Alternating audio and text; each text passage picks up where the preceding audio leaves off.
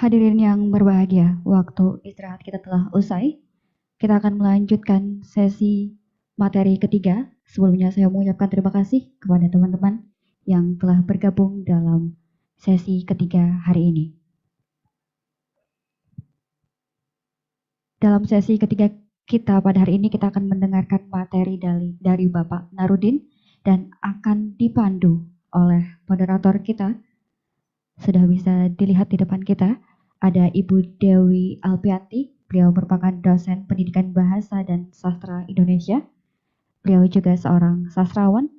Baiklah, untuk sesi materi ketiga, saya serahkan kepada Ibu Dewi Alfianti.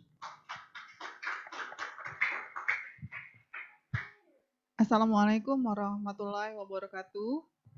Selamat siang, salam sejahtera untuk kita semua.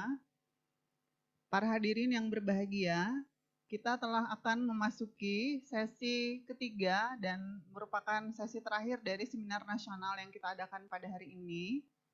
Pada sesi ketiga ini kita akan mendengarkan penyampaian materi dari narasumber ketiga kita. Nanti juga akan ada sesi tanya jawab setelah sesi pemaparan materi. Namun sebelumnya saya ingin memperkenalkan siapakah beliau yang menjadi narasumber pada sesi ketiga kita. Saya akan bacakan biodata singkat beliau. Narudin biasa dipanggil, lahir di Subang, Jawa Barat, 15 Oktober 1982, masih muda, lulusan sastra Inggris Universitas Pendidikan Indonesia Bandung 2006. Ia berpengalaman mengajar di beberapa universitas. Narudin juga menulis puisi, prosa, terjemahan, teori sastra, esai, dan kritik sastra dimuat di berbagai media massa, lokal, nasional, dan internasional. Semua tulisannya telah dibukukan, diantaranya buku puisi Di Atas Tirai-Tirai Berlompatan tahun 2017, ialah buku pemenang anugerah puisi CSH 2018.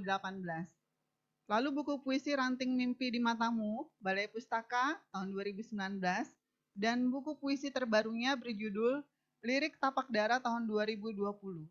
Kemudian buku puisi terjemahan, diantaranya Puisi-Puisi Dunia Terjemahan Narudin 2019, dan buku puisi Adonis terjemahan, Awal Tubuh Akhir Laut 2021, buku cerpen Dua Raja Cerpen 2017, buku esai dan kritik sastra, Kata, Makna, dan Komunikasi dari UPI Press 2019, dua buku teori sastra terbarunya berjudul Epistemofilia, Dialektika Teori Sastra Kontemporer 2020, dan Semiotika Dialektis UPI Press 2020.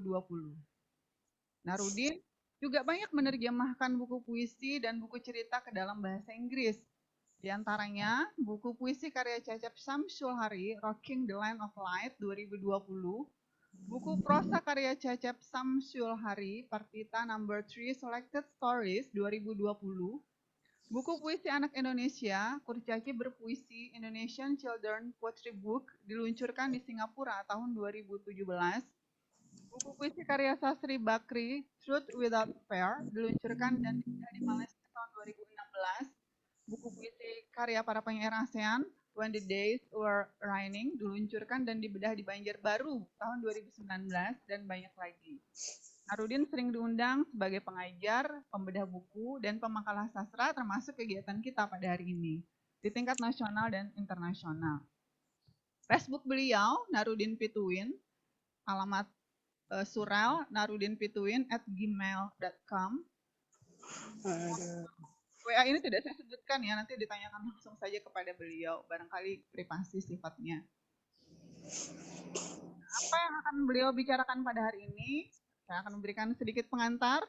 Jadi persoalan pendefinisian sastra ini nampaknya menjadi persoalan yang belum akan mencapai kata final, bahkan di era pandemi.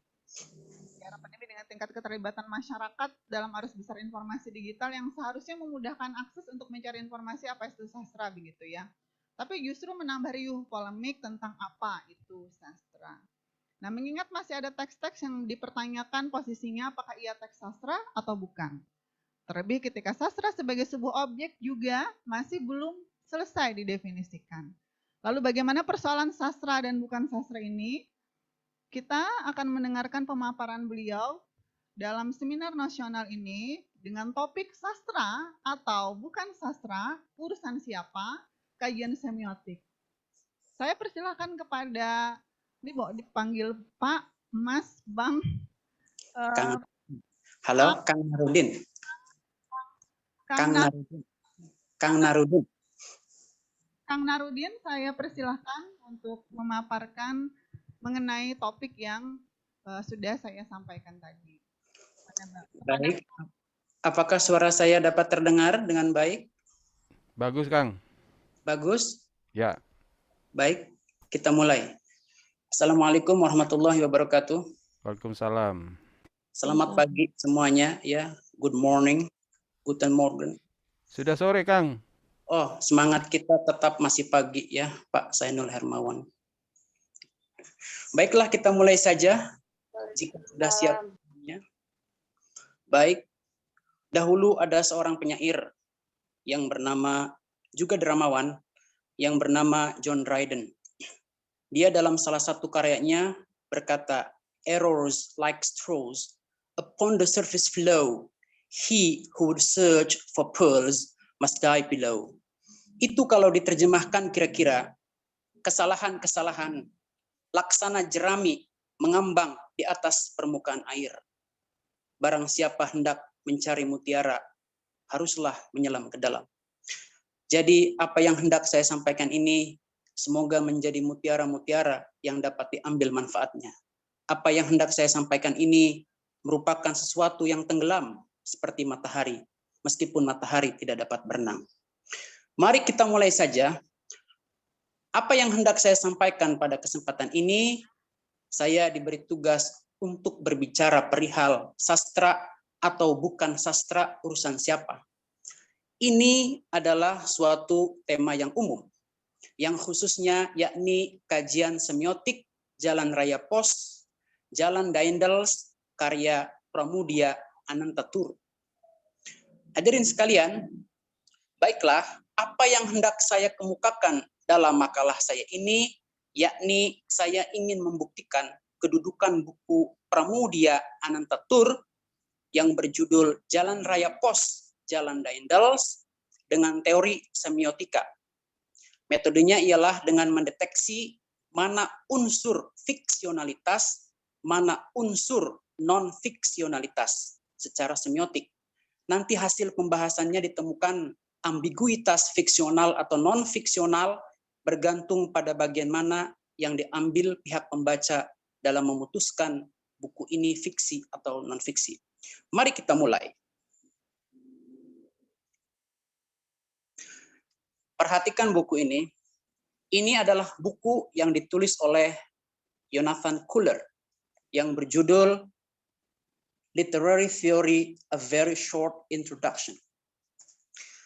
Di dalam buku itu, Jonathan Kuller memberikan gambaran kepada seorang anak kecil. Seorang anak kecil itu ditanya, apa itu sastra? Ketika anak kecil itu ditanya, apa itu sastra? Maka jawabannya, sastra itu puisi. Sastra itu prosa, sastra itu drama.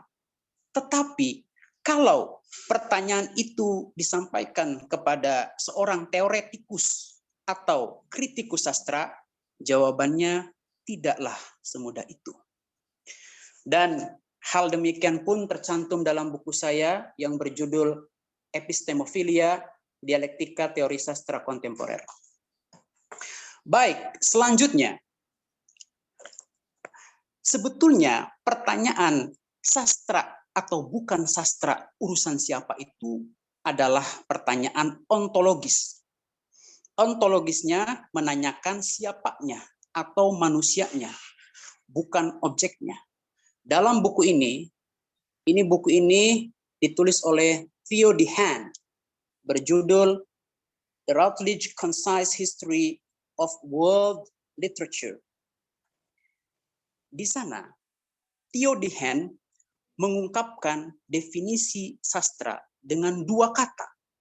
Yang pertama yaitu letters atau huruf-huruf.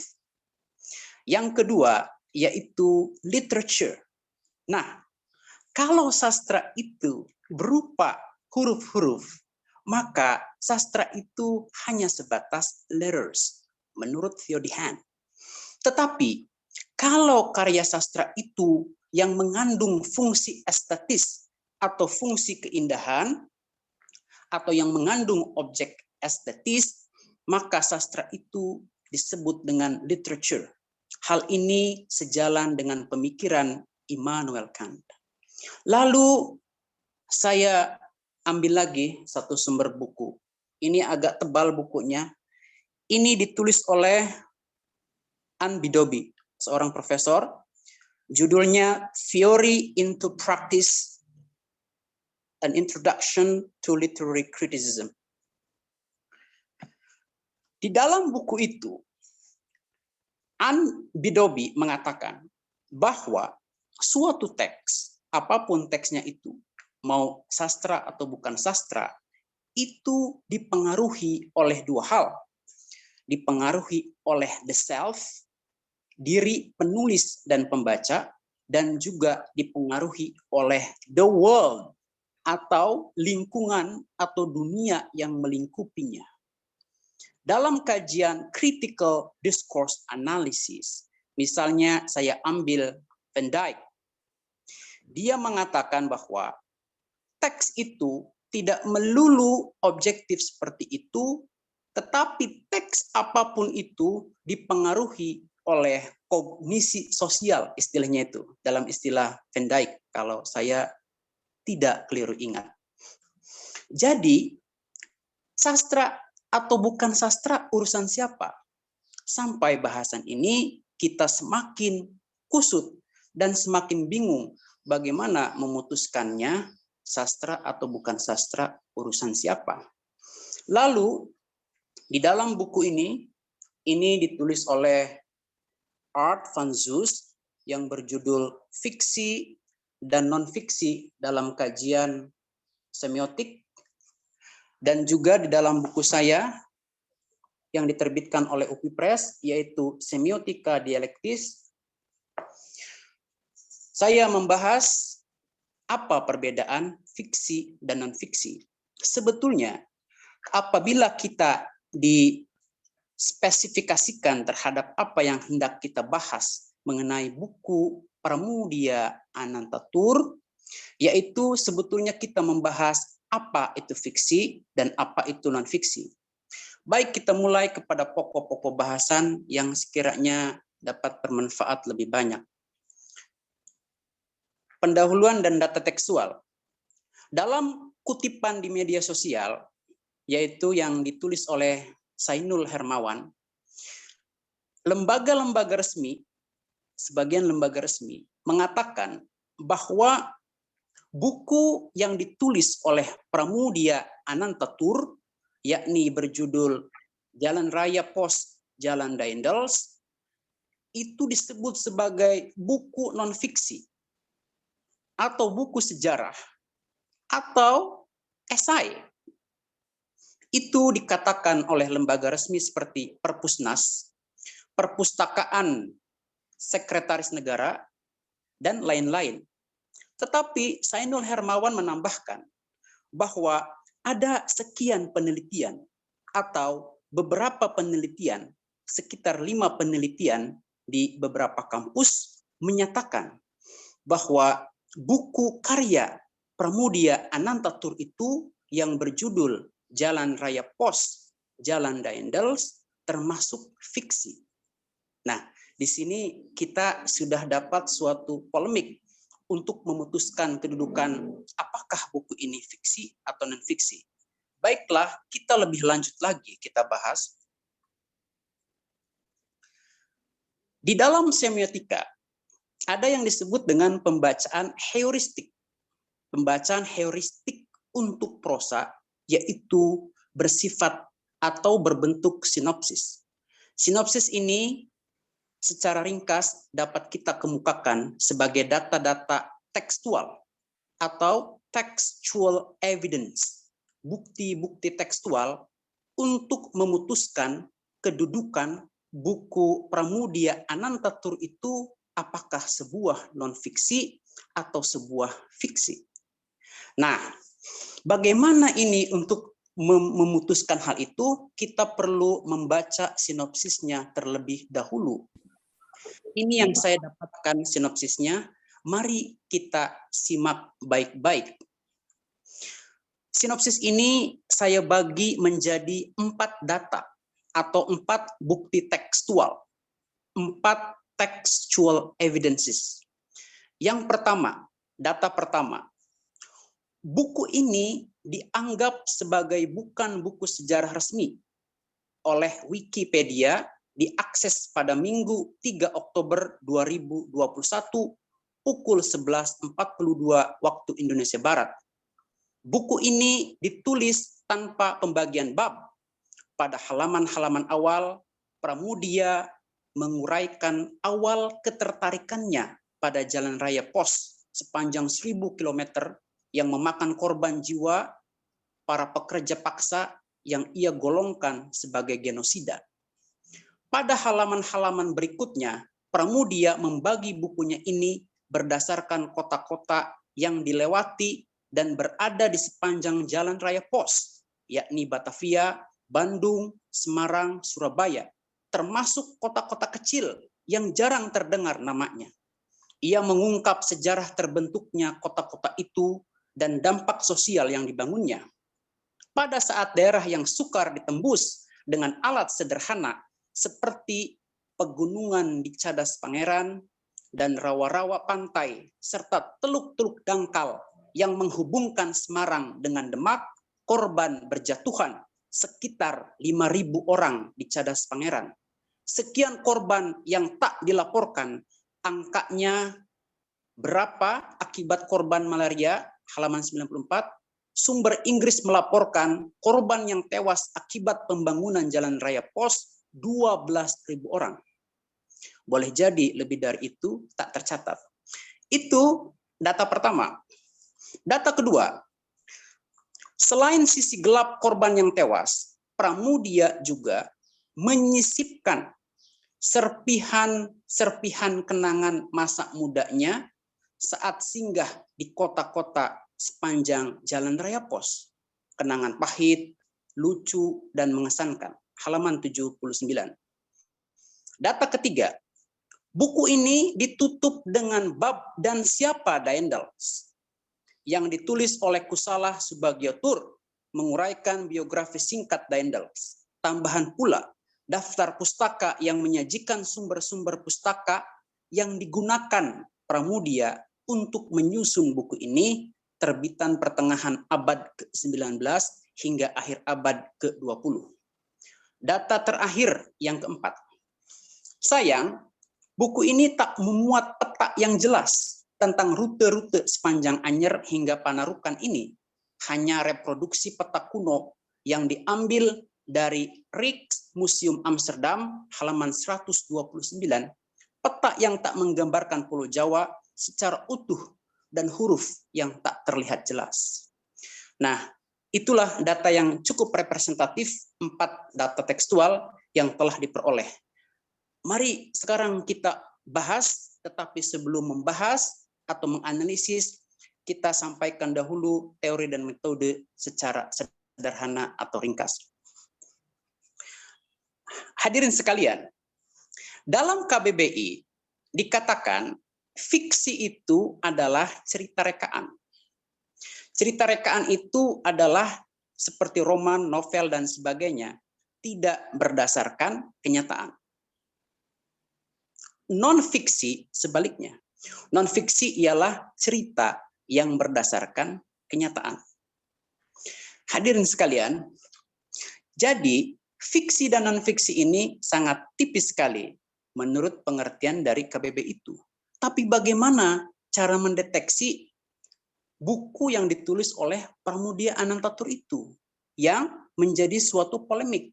Lembaga resmi mengatakan itu sebagai karya non-fiksi, lalu di lain pihak beberapa kampus penelitian mengatakan itu buku termasuk fiksi. Bagaimana caranya? Mari kita bahas dengan menggunakan teori semiotika oleh Art van Zuust dan pula dikembangkan oleh saya dalam buku Semiotika Dialektis. Misalnya saya beri satu kalimat dulu supaya metode dalam pembahasan ini dapat kita pahami dengan mudah. Ada sebuah kalimat, hadirin sekalian. Misalnya begini, Anna Karenina masuk gerbong kereta api. Anna Karenina adalah unsur fiksional. Dan masuk gerbong kereta api adalah unsur non-fiksional.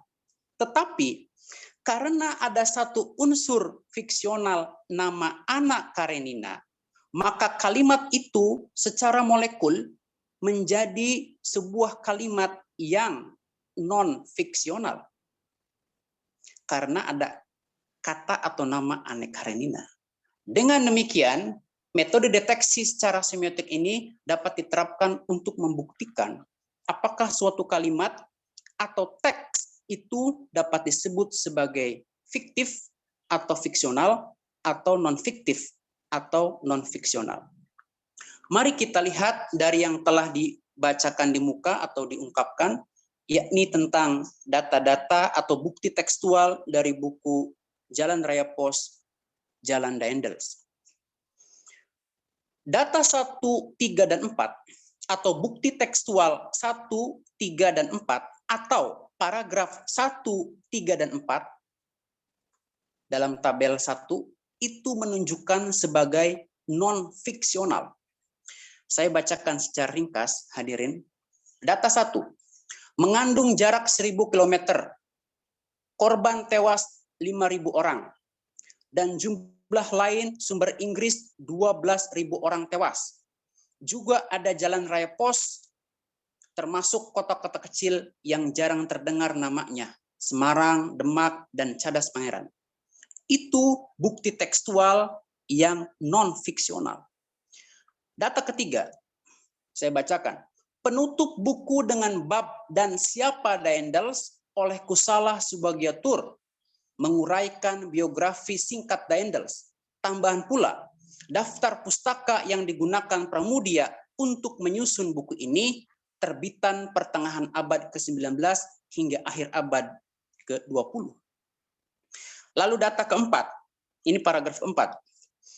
Ada reproduksi peta kuno yang diambil dari Rijksmuseum Amsterdam, peta yang tak menggambarkan Pulau Jawa secara utuh dan huruf yang tak terlihat jelas.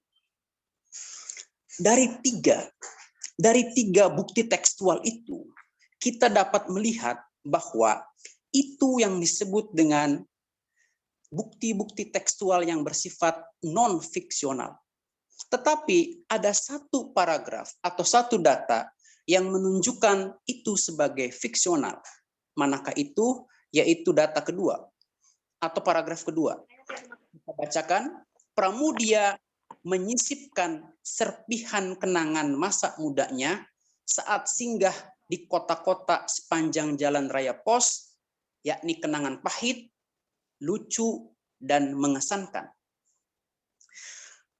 Jadi, apa yang dapat kita temukan dari hasil dari pembahasan tadi adalah ada 3 data di atas itu tadi, yakni data 1, 3, dan 4, yang menguatkan bahwa buku ini termasuk non-fiksi.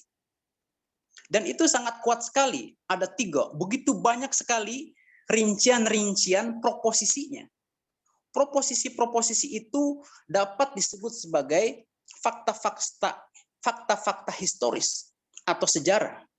Tetapi ada proposisi-proposisi atau kalimat-kalimat yang menunjukkan bahwa hal itu fiksional, yakni data kedua yang berupa sisipan penggalan kenangan masa muda Pramudia, yakni berupa kenangan pahit, lucu, dan mengesankan. Jadi hadirin sekalian, apa yang dapat kita pikirkan atau simpulkan dari hal-hal di atas itu, kalau pembaca itu mengambil data 1, 3, dan 4 yang berupa unsur-unsur non-fiksional yang masih perlu diteliti lebih lanjut lagi, maka buku Pramudia Anantatur ini kedudukannya akan disebut sebagai karya non-fiksi atau sebagai sejarah atau sebagai esai seperti yang dikemukakan oleh Pak Sayanul Hermawan di muka. Tetapi apabila pihak pembaca mengambil kesan-kesan pengalaman tatkala Pramudia melewati kota-kota itu, kenangan pahit, lucu, dan mengesankan yang bercampur dengan sekian hayalan-hayalannya, maka buku ini akan disebut sebagai buku yang bersifat fiktif atau fiksi.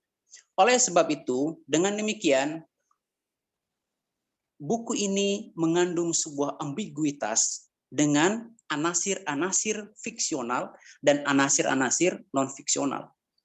Oleh sebab itu, kedudukan buku ini dapat menjadi ambigu apabila pembaca itu melihat salah satu dari dua sisi itu. Nah, dengan demikian, sekarang kita setelah selesai, kita masuk kepada pembahasan ontologis yang di atas itu, di tema itu. Jadi, sastra atau bukan sastra itu urusan siapa? Nah, ketika ada suatu teks dikemukakan kepada publik, dari the self, dari si penulis kepada si pembaca, maka pihak pembaca itu memutuskan sesuai dengan wawasan harapannya terhadap buku itu, dan dia memutuskan apakah buku itu sebuah fiksi atau non-fiksi dengan tangkapan-tangkapan yang dibacanya itu. Nah, dari bukti-bukti tekstual yang telah dikemukakan itu, demikianlah yang dapat disampaikan. Terima kasih. Baik, itu tadi pemaparan dari Kang Narudin. Jadi ini sebenarnya masih belum menemukan titik final ya, tergantung pembaca. Ini kembali ke pembaca ya Pak, Kang Narudin ya. Jadi ini jadi diskusi yang menarik karena akhirnya definisi itu masih belum final juga begitu. Saya akan membuka sesi diskusi dan tanya jawab. Ini ada komentar juga ya dari salah satu peserta, materinya keren katanya dan cerdas penuturannya, dan diharapkan ada diskusi yang lebih menarik lagi mengenai hal ini. Silakan bagi yang ingin bertanya. Oh, ini ada pertanyaan dari orang yang sama yang memuji Kang Narudin ini ya, Ibu Dr. Handa Elis Anggia Budiarti. Pertanyaannya di kolom percakapan Zoom itu Kang Narudin ada. Pertanyaannya adalah, bisa tidak jika itu akhirnya disebut sebagai fiksi sejarah? Itu pertanyaan dari Bu Elis Anggia Budiarti. Mau dijawab? Jawab langsung ya? Ya, silakan. Dijawab langsung ya, tidak ditunda dulu. Dijawab dulu sambil kita menunggu penanya selanjutnya. Silakan Kang. Ya. Jadi apa yang disebutkan di muka itu, ini ada suatu keterangan juga, yakni menurut Wikipedia, buku ini dianggap sebagai bukan buku sejarah resmi. Kalau bukan buku sejarah resmi, berarti buku itu kuasi atau semi sejarah. Kalau semi sejarah, berarti ada muatan-muatan yang di situ bukan merupakan data-data yang dapat ditelusuri kebenarannya, atau dapat ditelusuri acuannya di dunia nyata. Jadi yang disebut dengan fiksi sejarah itu adalah, boleh jadi itu adalah gabungan dari fakta-fakta yang dapat diacu denotatumnya atau acuannya secara semiotik yang dicampur dengan khayalan atau sesuatu yang tidak berdasarkan kenyataan. Demikian jawabannya.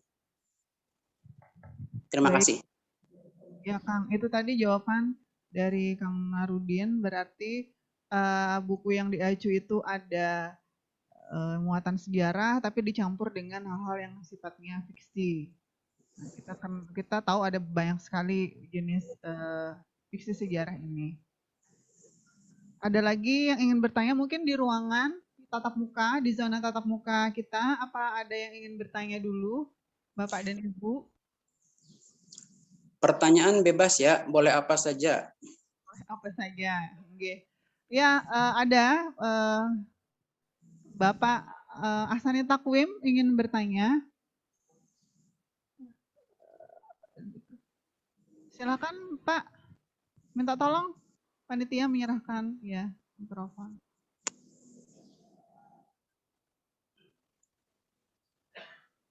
Silakan. Beliau salah satu dosen di PSPBSI, Kang Narudin. Baik, selamat siang, Akang Narudin gitu ya.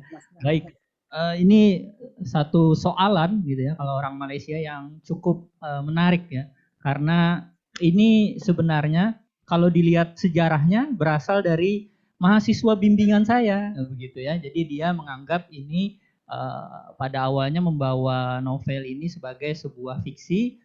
Lalu oleh pengujinya dikatakan ini non fiksi begitu ya. Sebagai pembimbing saya berikan kenetralan begitu. Lalu kamu akan bertahan atau bagaimana gitu. Lalu dia memberikan bukti-bukti bahwa memang ada juga kubu yang mengatakan ini fiksi. Nah, setelah kami berdiskusi, dia melontarkan beberapa pertanyaan.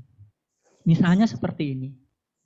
Bagaimana kita mengatakan ini sebuah sejarah, Pak? Sedangkan anak sejarah sendiri tidak mengakui ini sebagai sebuah sejarah. Begitu. Oh, begitu kata saya. Mengapa? Bapak bisa lihat peta yang ditunjukkan oleh Pram di dalam buku itu berbeda dengan kenyataan. Dia dikatakan melewati kota Depok, tapi tidak pernah ada mengatakan bahwa sebenarnya itu melewati kota itu. Jadi petanya sendiri direproduksi dengan tidak tepat. Oke, kata saya. Itu berbeda ya. Oke. Kemudian apalagi kata saya? Dia menunjukkan beberapa buku, misalnya ada buku itu ya, 2 hari bersama Pram gitu ya, yang ditulis oleh beberapa anak sejarah dan didiskusikan dan mengungkapkan bahwa ada banyak perbedaan antara yang disampaikan di dalam buku dengan kenyataan sejarah sehingga tidak tepat dikatakan kalau merujuk sejarah sepenuhnya. Oke, kata saya. Teruskan pencarianmu sampai dia akhirnya menemukan skripsi begitu, kemudian ada tesis juga. Kemudian ada penelitian di Perpustakaan Universitas Indonesia yang mengatakan ini memang ada unsur fiksinya begitu ya. Karena itu saya sebenarnya tidak bertanya gitu. Bagaimana sikap kita, Kang Narudin, melihat kenyataan semacam ini begitu ya, bahwa sebagai pembimbing kita punya pandangan, tapi kita menghadapi mahasiswa yang juga punya pandangan sendiri begitu ya. Bagaimana bijaksananya kita menyediakan jalan bagi dia untuk mempertahankan pendapatnya atau memasukkan pendapat kita dan menenggelamkan pendapatnya sendiri. Nah, begitu. Itu yang ingin saya sampaikan. Tentu Kang Narudin punya pengalaman gitu ya dalam membimbing hal-hal yang sifatnya kontradiksi seperti ini, begitu ya. Sedangkan pembimbing kan namanya pembimbing begitu kan.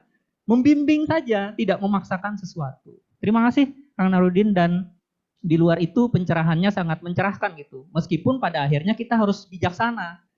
Dan akhirnya saya menemukan satu gambaran bahwa ada yang menyebutkan bahwa ada cerita fiksi yang disebut sebagai memiliki tingkat relevansi. Jadi dia fiksi tapi memiliki relevansi dengan kenyataan-kenyataan sejarah. Tapi kalau disebut dia fiksi sepenuhnya berlatar sejarah, tunggu dulu. Seberapa dekat kesejarahan itu? Kita tanya orang sejarah gitu kan, karena ranah kita bukan di situ. Itu mungkin yang ingin saya sampaikan. Di luar itu, terima kasih atas penjelasan Kang Narudin yang sangat clear menurut saya dari sudut pandang beliau. Begitu saja Bu Moderator, terima kasih. Baik, terima kasih Pak Ahsani Takwim. Ini mau dijawab dulu atau ini ada beberapa pertanyaan Pak yang kayaknya relevan dengan pertanyaannya Pak Ahsani Takwim di kolom. Dibacakan dulu Mbak. Jawab dulu ya Kang ya, silakan. Di pertanyaannya kalau relevan dibacakan dulu saja supaya sekalian.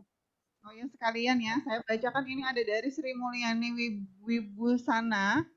Ini pertanyaannya sangat relevan. Jadi kalau kesini kan akhirnya pertanyaan kita adalah menentukan fiksi dan non fiksinya sebuah buku itu berapa persen data non fiksinya begitu atau data fiksinya, seberapa persen untuk kemudian dia disebut fiksi atau non fiksi.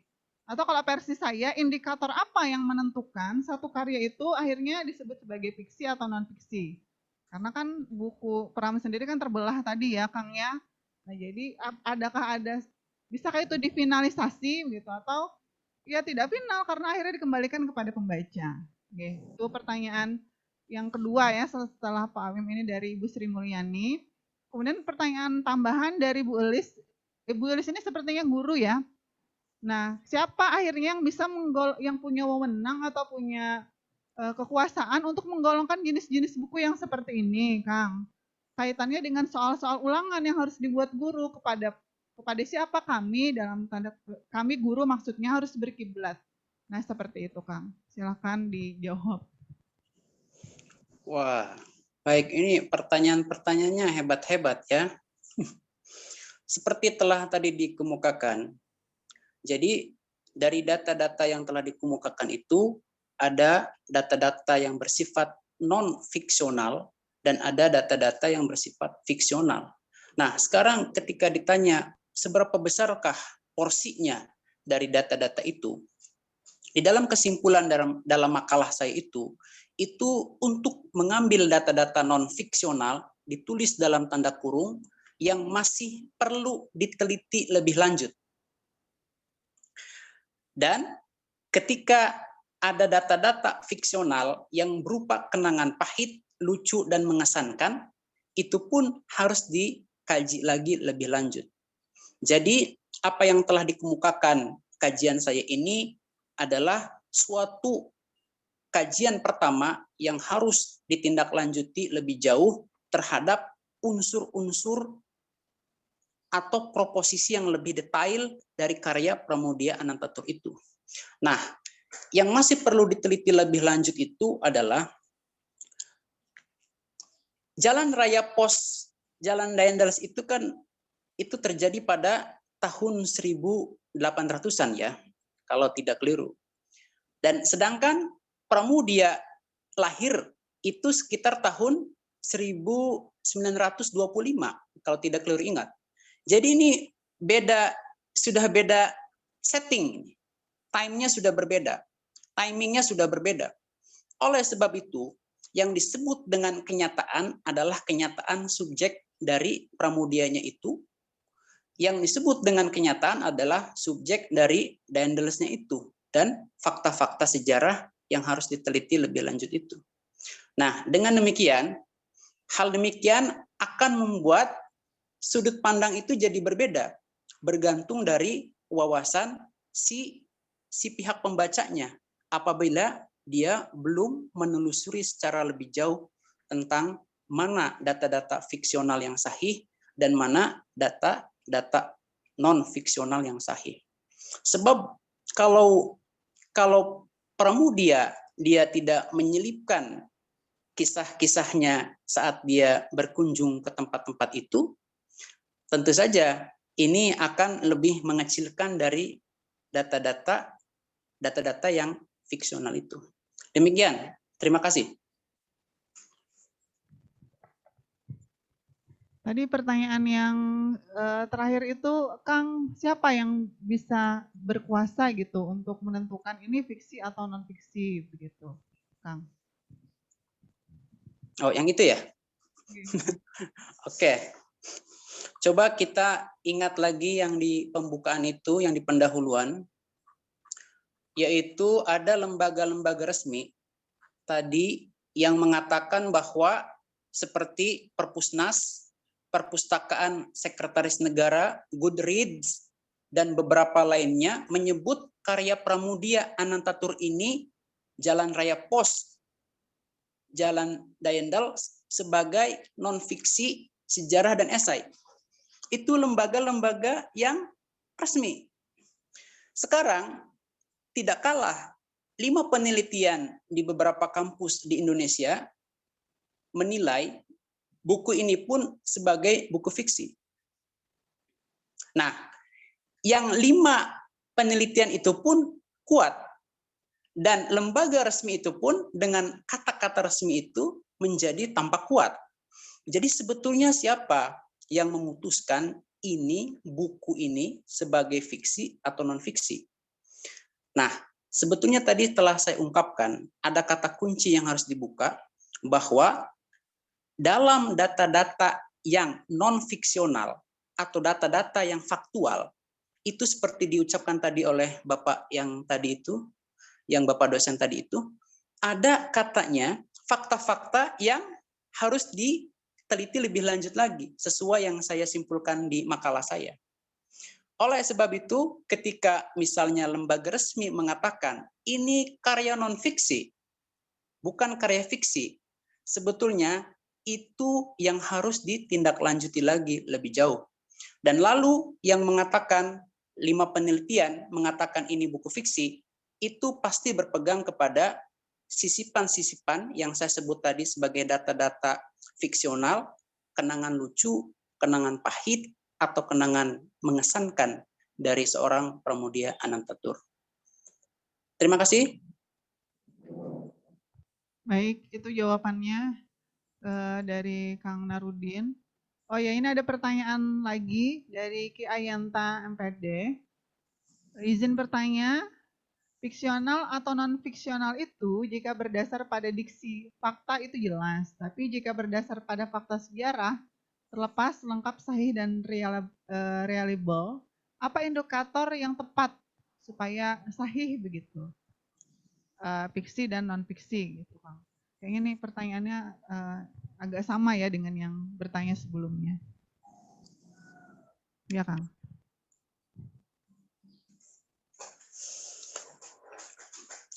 Ya, yang menjadi dasar untuk menjawab itu adalah secara semiotik yang telah dikemukakan oleh saya tadi dalam makalah. Makalahnya bisa dibagikan ya Mbak kepada hadirin, mudah-mudahan bisa lebih bermanfaat. Jadi, kalau fiksi itu cerita rekaan yang tidak berdasarkan kenyataan. Jadi, denotatumnya dalam semiotika atau istilah terjemahannya, acuannya di dunia nyata itu tidak ada. Tetapi kalau non-fiksi, denotatumnya, acuannya di dunia nyata itu ada. Nah, ketika dalam sebuah karya, atau katakanlah Pramudia itu menulis sebuah buku cerita, yakni Jalan Raya Pos, Jalan Daendels. Ketika dia memasukkan kenangan pahit, lucu, dan mengesankan, di situ bercampur baur dengan hayalan-hayalan atau imajinasi dia. Kenapa seperti demikian? Karena untuk memikat pihak pembaca. Dan pihak pembaca itu memiliki horizon of expectation dalam istilah teori estetika resepsi, yakni wawasan membaca yang latar belakang sebelumnya, pengetahuan yang dia miliki sebelumnya terhadap itu. Jadi dengan demikian, yang membuat ini menjadi beragam itu adalah sudut pandang pihak pembacanya, seperti telah saya kemukakan tadi dalam makalah saya, terhadap karya dari Pramudia Anantatur itu. Terima kasih. Baik, terima kasih Kang Narudin atas jawabannya. Panitia, kita sampai masih ada waktu ya untuk pertanyaan lagi. 15, masih ada 15 menit. Saya kembali ke zona tatap muka. Silakan kalau ada yang ingin bertanya. Dari para peserta yang kita bertemu secara tatap muka, ada yang ingin bertanya di ruangan? Kalau tidak ada, mungkin ada juga yang ingin bertanya kembali di ruang percakapan Zoom. Silakan, bisa dengan fitur mengangkat tangan atau ditanyakan di kolom percakapan.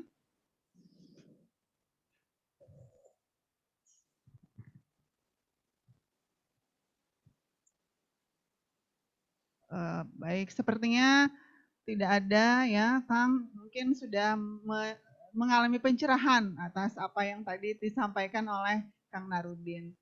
Nah, sebelum saya tutup sesi ketiga dari diskusi kita pada kesempatan ini untuk seminar nasional yang diselenggarakan PSPBSI FKIP ULM, saya meminta pernyataan penutup dari Kang Narudin, entah memutuskan atau apalah ya istilahnya, menuntaskan isu ini atau menuntaskan wacana ini supaya tuntas, atau ingin lebih membuka lagi malah ini jadi wacana yang lebih seru lagi dibicarakan. Saya berikan kesempatan kepada Kang Narudin untuk memberikan pernyataan penutup. Saya persilahkan. Baik, ada solusi sebetulnya. Saya sengaja tidak memberikan ini supaya hadirin menjadi ramai dan hadirin menjadi ingin tahu lebih banyak bagaimana memutuskan buku itu. Bagaimana caranya? Ada dua. Yang pertama, tadi setelah disebutkan bahwa teks itu ketika telah dihadirkan ke dalam publik, maka akan ada dunia di situ, the world. The world di situ yang disebut dengan sirkulasi dalam istilah Theo Dehaan, itu yang disebut dengan sistem politik. Kalau sistem politik itu sangat kuat memengaruhi pihak pembaca, maka pembaca itu akan digiring untuk mengatakan bahwa buku Pramudia itu sebagai non-fiksi atau sebagai sejarah yang harus diakui, yang memiliki kepentingan-kepentingan politik dari isi buku itu. Misalnya kepentingan politik itu menguntungkan orang yang mengatakan buku Pramudia itu sebagai fakta sejarah. Tetapi kalau ada politik yang lebih kuat lagi, yang mengatakan bahwa ini fiksi, sebab dia berkepentingan secara subjektif, dia memiliki pandangan negatif terhadap sosok Pramudia, atau dia digiring oleh suatu kekuasaan tertentu untuk mengatakan secara komunal buku ini sebagai fiksi. Nah, kalau sudah demikian, solusinya adalah kita perlu meneliti lebih detail, lebih sahih terhadap buku Pramudia Anantatur ini yang telah diberi pengantar oleh saya di dalam makalah ini. Misalnya dijadikan sebuah skripsi, tesis, atau disertasi. Nah, detail-detail itu memeriksa kesahihan data-data historis yang dikemukakan oleh Pramudia, apakah itu betul-betul sahih sebagai fakta sejarah. Lalu yang berupa sisipan-sisipan kenangan Pramudia itu diperiksa lagi. Apakah itu ketika dia melewati rute-rute yang disebut sebagai fakta-fakta yang bersifat temporal atau spasial, apakah itu pun berupa suatu khayalan belaka dan kenyataannya tidak ada sama sekali. Dengan demikian, maka kuasa politik yang menentukan apakah buku ini sebagai fiksi atau non-fiksi akan dibantah dengan hasil kajian yang lebih detail atau lebih sahih lagi. Jadi dengan demikian, kita di sini ada perang kuasa.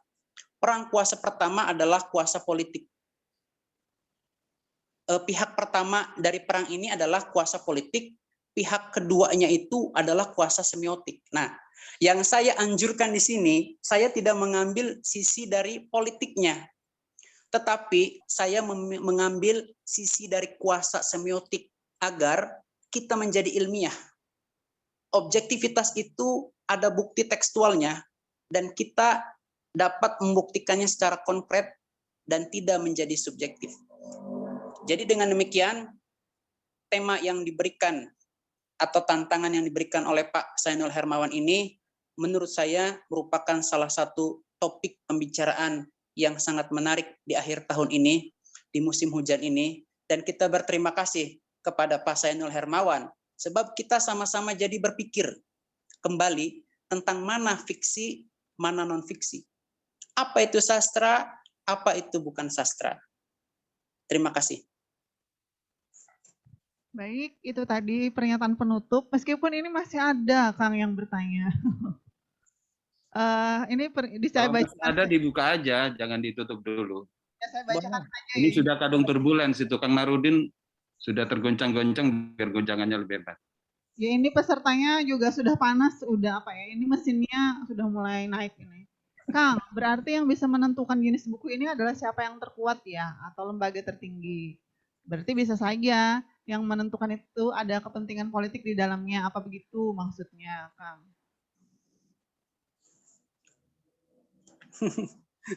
Wah, ini pertanyaannya semakin panas ya. Ramai ini. Baik, berarti kita ini memasuki ke wilayah politik sastra ini di sini. Jadi tadi saya mengatakan ada kuasa politik ada kuasa semiotik. Jika kuasa politik lebih besar, kuasa semiotik itu akan dimanipulasi. Ingat, kuasa semiotik dimanipulasi oleh kuasa politik. Tetapi apabila kuasa semiotik itu sangat canggih dan detail dan sahih secara mulai dari unsur-unsur fonemik sampai unsur-unsur sememik, maka si kuasa politik itu pun akan sulit memanipulasi kuasa semiotik itu. Jadi kita perhatikan apabila ada yang mengatakan suatu buku, ini buku termasuk kedudukannya anu atau genrenya anu. Apabila itu sekadar suatu ucapan atau ada muatan politiknya, kita harus memberikan data-data yang bersifat ilmiah atau data-data yang bersifat semiotik, tekstual. Ada bukti tekstual yang menguatkan tentang kedudukan buku itu. Nah, di zaman sekarang, karena di zaman kontemporer ini orang-orang telah memiliki kepentingan yang beragam itu, maka hal demikian sangat licin sekali. Terima kasih. Masih ada waktu, boleh bertanya lagi. Baik, ini sepertinya semakin dari semiotika ke politik sastra ini semakin seru sebenarnya. Yang seru ini di kolom percakapan, yang di sini damai dan tenang. Baik, bagaimana Bu Elis? Apakah ingin bertanya lagi? Jadi, setuju ya dengan jawaban Kang Narudin. Memang ketika semiotik ini nanti akan terkalahkan gitu ya oleh politik sastra. Kuasa semiotik akan dimanipulasi oleh kuasa politik. Begitu ya Kang Narudin bahasanya. Betul, Mbak. Ada pertanyaan lagi sebelum saya benar-benar tutup? Oh ada, ternyata di ruangan ini ada. Silakan. Masih ada waktu ya? Ada. Kita masih punya waktu sekitar 15 menit. Ini beliau adalah Ketua Program Studi Pendidikan Bahasa dan Sastra Indonesia FKIP ULM, Ketua Prodi kami, Bapak Dr. Sabahan. Saya persilakan. Assalamualaikum warahmatullahi wabarakatuh. Bismillah, alhamdulillah, dengan nama Allah, segala puji bagi Allah. Ketika saya mengarang cerpen, judulnya Dosenku Kekasihku, saya dipanggil dekan. Ya. Ini baru ini saya ungkapkan, jadi panggil dekan. Mengapa? Karena ribut ya fakultas keguruan ilmu pendidikan. Karena dibagi gratis kepada ketua-ketua prodi dan masuk sebagian dosen. Kata dekan ini bagaimana? Ini kisah ini sampai meributkan, kata itu hayalan saya, Pak. Ya. Padahal itu apa istilahnya, ya saya yang paling tahu. Jadi fiksi atau non fiksi pengarangnya yang paling tahu. Nah, jadi siapapun tidak berhak menentukan itu. Kalau mau menyebutkan itu sejarah atau fakta, itu orang-orang sejarah ada kriterianya. Ya, jadi kita tidak bisa kalau di luar ahli sejarah. Nah, kalau fiksi ya seniman pasti ke sana.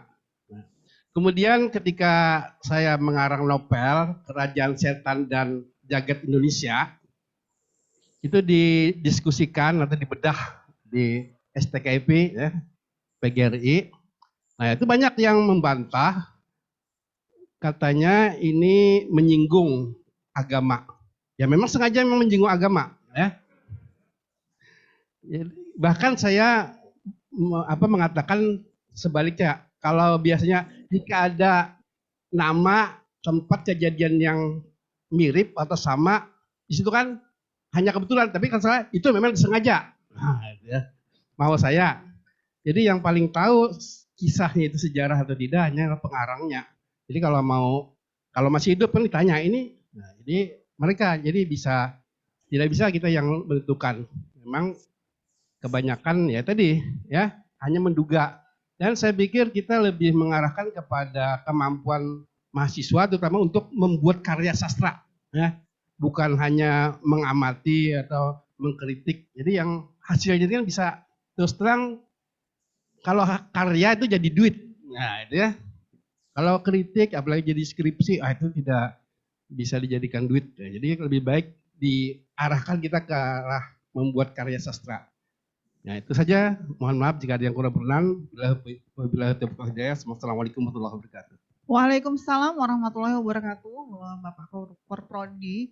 Ini agak berbeda tadi dengan Kang Narudin ya. Kang Narudin kuasa untuk menentukan fiksi dan non-fiksi itu lebih ke pembaca ya. Kalau beliau ini penentu fiksi dan non-fiksi itu penulisnya, Kang. Ini bagaimana ini? Waduh, semakin berat ya. Ini semakin berat nih. Ada seorang teoretikus yang bernama Rosenblatt. Nah, Rosenblatt ini mengatakan teori transaksional. Teori transaksional ini termasuk ke dalam teori estetika resepsi atau reader response. Nah, Rosenblatt di situ mengatakan bahwa makna suatu teks itu ditentukan oleh teks itu dan pembaca. Jadi kalau dalam istilah Roland Barthes, the death of the author, matinya pengarang, itu dapat tersambung dengan teori dari Rosenblatt itu, teori transaksional. Jadi ketika si pengarang telah menulis sebuah karya itu dikemukakan kepada publik, maka publik itu berhak untuk menafsirkannya sesuai dengan horizon of expectation-nya itu, menurut wawasan yang dia miliki sebelumnya. Oleh sebab itu, di sini telah terjadi apa yang disebut dengan the dialectics of the text and the reader dalam semiotika Rivater atau kajian hermeneutika. Oleh sebab itu, nasib teks itu seperti tadi saya telah kemukakan. Teks itu akan dipengaruhi oleh the self, diri penulis dan pembaca, lalu the world, dunia yang mengitarinya. Nah, kita tidak boleh termanipulasi oleh hal-hal di luar teks. Kita tetap konsisten mengacu kepada objektivitas dari teks, yaitu kita mengkaji unsur-unsur terkecil dari teks itu sampai wacana-wacana yang lebih besar. Atau kita mengkaji dari mikroteks, lalu makroteks, dan teks utuh itu untuk membuktikan apakah ini fakta atau fiksi. Bisa dideteksi, itu bisa dideteksi. Dalam buku Semiotika Dialektis saya ini, diterbitkan oleh UPI Press 2020, saya menyebutkan istilah semiotika indeksikalitas pokok dan tokoh. Lalu juga indeksikalitas deiktis dan anaforis. Jadi, kalau untuk memutuskan mana fakta-fakta, kita cek indeks tokohnya. Apakah betul sesuai dengan kenyataan? Kita deteksi indeksikalitas pokoknya. Apakah yang diucapkan itu sesuai dengan kenyataan? Kita deteksi indeksikalitas deiktisnya. Apakah ini mengacu kepada suatu tempat tertentu yang di luar dari teks atau buku itu? Lalu kita pun deteksi juga indeksikalitas anaforisnya. Apakah di dalam teks itu atau di dalam buku itu memang itu suatu fakta yang berkaitan, yang bukan bersifat fiktif atau hayali. Terima kasih. Baik, semakin menarik karena ada pertanyaan lanjutan. Masih dari Pak Seni Takwim ya, tadi secara tatap muka, sekarang masuk ke ruang Zoom beliau. Melanjutkan Pak Sabahan tadi ya, sayangnya Pram sudah tiada ini Kang. Seandainya ditanya, kira-kira apa jawaban beliau mengenai bukunya yang kontroversi ini? Apa ini fiksi atau non-fiksi barangkali ya? Bagaimana menurut Kang Narudin? Oh, Pram itu hidup lagi begitu ya? Seandainya beliau hidup lagi, kira-kira akan mengkategorikan bukunya ini fiksi atau non-fiksi begitu? Waduh. Jadi kita membayangkan Pramudia itu hidup kembali, lalu oleh seseorang ditanya, Pram, apakah buku ini fiksi atau non-fiksi? Pertanyaan itu kini diajukan kepada saya, begitu? Seolah-olah Kang Narudin adalah penjelasan Pram barangkali atau seolah-olah zombinya Pramudia, begitu? Kira-kira kalau menurut terowongan Kang Narudin ini jawaban beliau itu kan gimana begitu? Bisa menjawab, saya bisa menjawab. Baik, saya jawab ya. Ini waktunya masih ada, Mbak. Masih. Kita punya 5 menit. 5 menit. Ya. Oh, 5 menit ya. Oke. Seandainya Pram itu hidup, masih hidup, lalu Pram itu ditanya, buku ini fiksi atau non fiksi? Menurut saya, jawaban saya, menurut Pram itu, ini buku fiksi. Nah, lalu pertanyaan aksiologis muncul. Mengapa ini disebut fiksi oleh Pram? Ayo. Kita dapat mendeteksi jawaban dari Pram ini ketika Pram mengatakan bukunya ini fiksi. Kita dapat mendeteksi, yaitu dengan yang telah saya tulis di dalam buku Semiotika Dialektis ini, terbitan UP Press, yakni dengan mendeteksi indeksikalitas tokoh dan pokok. Pram itu dia beraliran Marxis. Ada kepentingan politik di belakangnya. Lalu menurut catatan sejarah pun Pram sempat baku hantam dengan para sastrawan yang lain dengan sikap-sikap politisnya dalam sastra. Oleh sebab itu, ketika Pram mengatakan bahwa bukunya ini fiksi, berarti dia ingin memberikan suatu manipulasi literer. Manipulasi literer historis lengkapnya. Dia ingin memberikan suatu manipulasi literer historis, yakni dengan mengimbuhkan fakta-fakta sejak zaman Daendels di dalam buku Jalan Raya Pos itu dengan kesan-kesan pengalamannya, perihal pengalaman lucu, mengesankan, dan pahit itu. Nah, hal-hal yang bersifat menghibur ini sebetulnya ingin menunjukkan bahwa bukunya ini adalah buku suatu penghiburan belaka dari sejarah-sejarah yang ingin dia kemukakan secara sepihak atau ada kepentingan tertentu. Jadi ini amat rumit sekali karena sudah jatuh ke wilayah politik. Tapi saya ada suatu asumsi yang ini dapat diduga sebagai suatu keniscayaan. Apabila Pramudia ditanya masih hidup, buku ini apa? Dia pasti menyebut buku ini sebagai fiksi. Demikian, dengan alasan-alasan yang samar-samar atau kabur secara politis itu. Terima kasih. Baik, dan jawaban yang terakhir ini sesungguhnya adalah jawaban pamungkas mengenai apakah buku yang dibahas sepanjang diskusi kita tadi buku fiksi atau non fiksi. Karena jawaban beliau juga menegaskan bahwa ini non fiksi seandainya Pram ditanya begitu ya. Karena alasan-alasan yang kuat secara literer bahwa saya mengambil kesimpulan tadi dari kalimat terakhir ini adalah buku penghiburan dari pandangan-pandangan subjektif Pram tentang fakta-fakta sejarah. Dan ini adalah saya anggap jawaban final. Yang mungkin nanti tidak final lagi ya Kang ya kalau ada pembahasan lebih lanjut. Terima kasih, Mbak. Ya, Kang, sama-sama. Kita sudah ada di posisi 3 menit kurang dari acara ini harus selesai.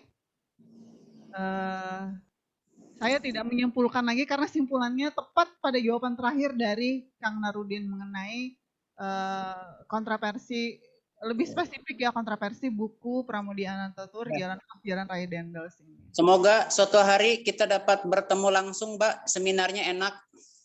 Ya. Bisa bertemu dengan Pak Obing ya. Pak Obing Katubi, lalu Pak Bu Izah tadi, dan Pak Senul Hermawan juga ya. Halo ya, Pak Obing Katubi. Terima kasih.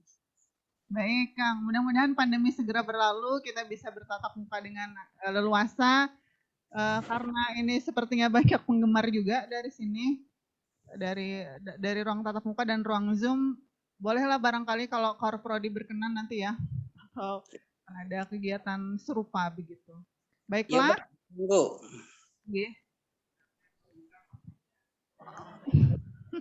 Minta diundang Kang, sebenarnya yang di sini malah minta diundang ke tempatnya Kang Narudin. Baiklah. Demikian, ini sepertinya ramai ya yang sesi ketiga ini ya. Mungkin karena kita suka juga dengan materi ini begitu. Kita suka pembahasan mengenai hal ini. Saya selaku moderator mohon maaf apabila ada kesalahan dalam penyampaian, dalam memandu diskusi dan sesi ketiga ini. Saya berterima kasih kepada Kang Narudin terutama dan juga para peserta. Semoga banyak manfaat dan ilmu. Kalau saya sih banyak ya, saya sudah mencatat hampir 3 lembar ini dari pemaparannya Kang Narudin. Semoga ilmunya dapat kita serap dan manfaatnya dapat kita ambil. Semoga dapat jumpa langsung ya, supaya lebih enak ya. Ya mudah-mudahan, Kang. Saya tidak bisa berpantun, jadi saya akan menutup dengan mengucapkan wassalamualaikum warahmatullahi wabarakatuh. Waalaikumsalam warahmatullahi wabarakatuh. Waalaikumsalam warahmatullahi wabarakatuh. Baik, saya ucapkan terima kasih kepada pembicara utama 3, Kang Narudin dan juga moderator Ibu Dewi Alpianti.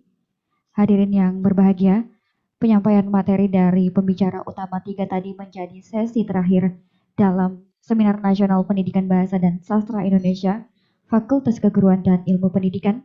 Sebelum kita akhiri, kita akan mendengarkan sambutan, tepatnya sambutan penutup dari Koordinator Program Studi Pendidikan Bahasa dan Sastra Indonesia. Dipersilakan kepada Bapak Dr. Sabhan MPD.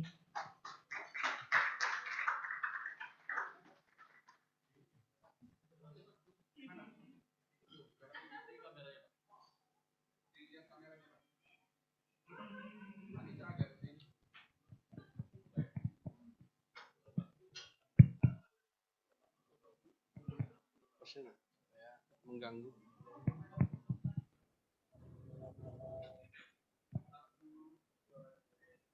Assalamualaikum warahmatullahi wabarakatuh. Bismillah, alhamdulillah, dengan nama Allah segala puji bagi Allah. Allahumma sholli ala Muhammad. Ya Allah, sejahterakanlah Nabi Muhammad. Sekali lagi kita patut bersyukur karena sudah selesai dengan lancar dan baik ya. Seminar yang diketuai oleh panitia yang sangat inovasi dan kreasi ya. Jadi ini satu-satunya dosen yang luar biasa ya. Jadi panitia ya kami terima kasih ya. Panitia tuh. Terima kasih juga atas kesediaan yang sangat membantu kami sebagai pemakalah atau tamu ya di seminar kami ini, hingga kami bertambah wawasan, bertambah teman ya, dan tentunya kami berharap juga diundang ke sana. Jadi Bapak Kurtubi sudah setuju ya. Tidak banyak yang bisa saya sampaikan selain terima kasih sekali lagi kepada semua peserta juga ya yang sudah berhadir dalam kesempatan ini. Nanti kita tentu saja diskusi ini mungkin akan dilanjutkan di kelas ya karena sangat menarik. Tidak banyak juga yang saya sampaikan. Ikan peda, ikan kakap asalnya dari lautan. Jika ada salah dan hilap, kami mohon dimaafkan. Assalamualaikum warahmatullahi wabarakatuh.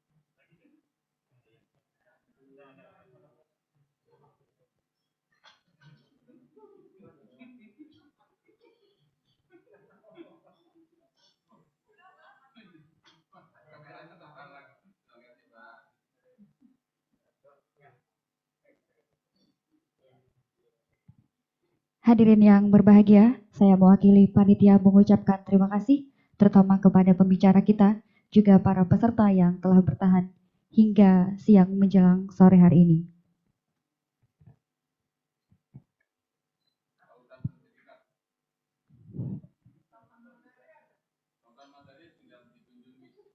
Kami juga memohon maaf jika ada kekurangan, mohon maaf jika ada salah kata.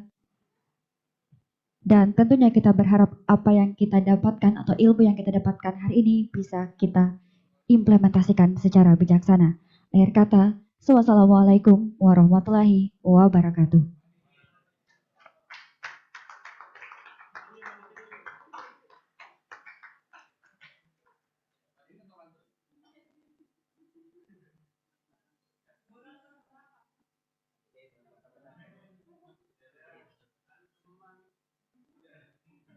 Bismillahirrahmanirrahim.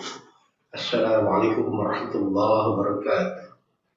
Rasa sayangi, rasa sayang-sayangi, lihat dari jauh, rasa sayang-sayangi. Ada ular di tanah kering, makan daun karena kelaparan. Kita seminar lewat daring, nyanyikan pantun kabar ketebalan. Rasa sayangi, rasa sayang-sayangi, lihat dari jauh, rasa sayang-sayangi. Bahasa Indonesia, bahasa budaya, kalimat efektif sangat berguna. Bukan saya sama dia, tapi saya dengan dia. Rasa sayangi, rasa sayang-sayangi, lihat dari jauh, rasa sayang-sayangi. Ada makanan, ada rasa, bentuknya tidaklah sama. Katanya, ku kasih sama dia, yang benar ku berikan pada dia. Rasa sayangi, rasa sayang-sayangi, lihat dari jauh, rasa sayang-sayangi. Tiap orang punya sikap, tujuan bertanding memecah rekor. Mereka menyebut rektor cup, ayo gunakan trofi rektor. Rasa sayangi, rasa sayang-sayangi, lihat dari jauh, rasa sayang-sayangi. Kalau Kalimantan besar sekali, lebih besar dari Pulau Jawa. Kalau dan misalnya sama arti, pilihlah satu jika memakainya. Rasa sayangi, rasa sayang-sayangi, lihat dari jauh, rasa sayang-sayangi. Pergi ke kampus membawa tustel dibuka gambarnya gosong. Angka pertama nomor ponsel, namanya 0 bukan kosong. Rasa sayangi, rasa sayang-sayangi, lihat dari jauh, rasa sayang-sayangi. Kalau senior jauh di mata, tong kosong nyaring bunyinya. Kalau 0 bulan angkanya, kalau kosong tiada angkanya. Rasa sayangi, rasa sayang-sayangi, lihat dari jauh, rasa sayang-sayangi. Yang kuliah namanya mahasiswa, yang mengajar namanya dosen. Jika hadir dalam acara, canda presensi bukannya absen. Nada lagu ACC dari Tapanuli Selatan. Kalau yang tadi rasa sayangi dari Maluku. ACC, ACC, siu selalu manis, awan putih tutup bulan sayang. ACC ingin berdendang, bawa pangga ke dalam kota, baru tiba minum es. Jika saja dikatakan aja sayang, itu namanya korupsi es. ACC, ACC, siu selalu manis, awan putih tutup bulan sayang. ACC ingin berdendang. Bahasa bukan mainan, bukan pula barang basi. Jika cuma dikatakan cuma sayang, itu juga sebut korupsi. ACC, ACC, siu selalu manis, awan putih tutup bulan sayang. ACC ingin berdendang. Kue satu letakkan di bangku, letakkan lauk di atas nasi. Kalau setuju katakan setuju, sayang, janganlah oke atau ACC. ACC, ACC, siu selalu manis, awan putih tutup bulan sayang, ACC ingin berdendam. Ada toke di atas bangku, warnanya sangat unik. Kata oke tidaklah baku, sayang, yang baku ya atau baik. ACC, siu selalu manis. Awan putih tutup bulan, sayang, ACC ingin berdendam. Nonton film dalam bioskop, filmnya dari India. Guru dan dosen suka workshop, sayang, padahal yang benar logat karya. ACC, siu selalu manis. Awan putih tutup bulan, sayang, ACC ingin berdendam. Di Kalimantan banyak sawah, di Samarinda ada ikan pesu. Angkat tangan artinya menyerah, sayang, acungkan tangan yang dimaksud. ACC, siu selalu manis. Awan putih tutup bulan, sayang, ACC ingin berdendam. Bermacam warna, warna tua makin tampak. Kalau tidak dikatakan enggak, sayang, itu bertanda kurang bijak. ACC, siu selalu manis. Awan putih tutup bulan, sayang, ACC ingin berdendam. Mau pergi membawa buku, pergi ke kampus mencari ilmu. Bukunya Ali tidaklah baku, sayang, yang baku ialah buku Ali. Demikianlah. Assalamualaikum warahmatullahi wabarakatuh. Assalamualaikum warahmatullahi wabarakatuh. Rasa sayangi, lihat dari jauh, rasa sayangi. Ada ular di tengah kering, makan daun karena kelaparan. Kita seminar lewat daring, nyanyikan pantun kabar ketebalan. Rasa sayangi,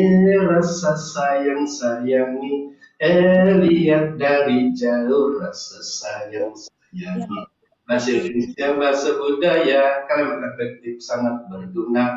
Bukan saya sama dia, tapi saya dengan dia. Rasa sayangi,